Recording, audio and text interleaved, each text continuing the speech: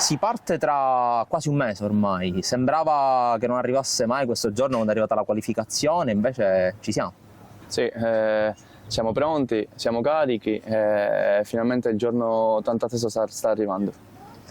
Dimmi un po' cosa hai pensato quando avete tagliato questo traguardo che nell'acqua non è un vero traguardo, è una linea immaginaria, avete realizzato che ce l'avevate fatta? Non ci potevo che, cioè, in primo momento dicevo ma siamo sicuri, ma è vero, cioè, ci siamo riusciti. Non ci potevo credere di avercela fatta insieme ai miei compagni di squadra e di essere riuscito a incoronare il mio sogno. La prima telefonata che hai ricevuto dopo la notizia? Non mi ricordo, però diciamo che i miei cari erano tutti là, la mia ragazza, il mio allenatore, mio padre, mio fratello, quindi le persone più importanti della mia vita erano là, quindi... no, ho ricevuto, devo essere sincero, una videochiamata quando ero nel pontile di premiazione dal mio migliore amico, nonché anche un mio vecchio allenatore, Andrea De Simone.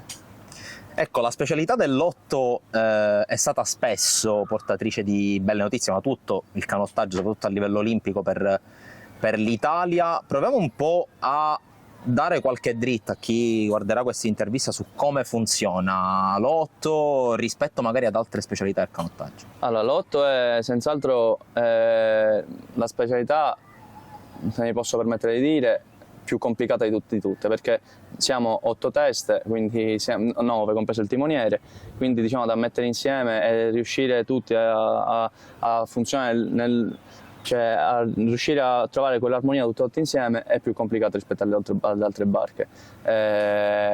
Poi l'Italia generalmente non ha una cultura appunto forte di poter di fare questa imbarcazione.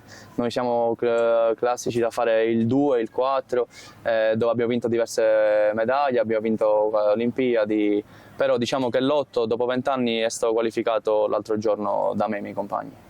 Ecco, considerando anche questa portata di questa impresa, possiamo definirla tale, voi vi avvicinate a Parigi come appunto gruppo, con quali prospettive? Vi siete già fatti un'idea di chi sono i favoriti, di dove vi potreste assestare? Noi sappiamo di essere competitivi, sappiamo di girare in tempi buoni, sappiamo che possiamo fare qualcosa di buono, però vogliamo tenere sempre la testa fra le spalle, stare concentrati, continuare a allenarci bene per questo mese e cercare di fare il meglio possibile alle Olimpiadi.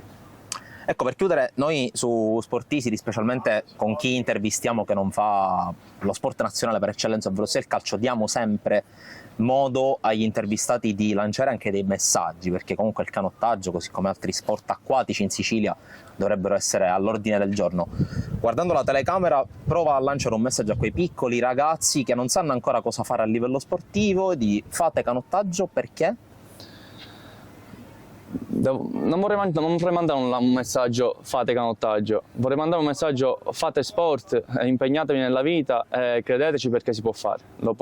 Se si ha tenacia, se si ha voglia di fare, si può fare.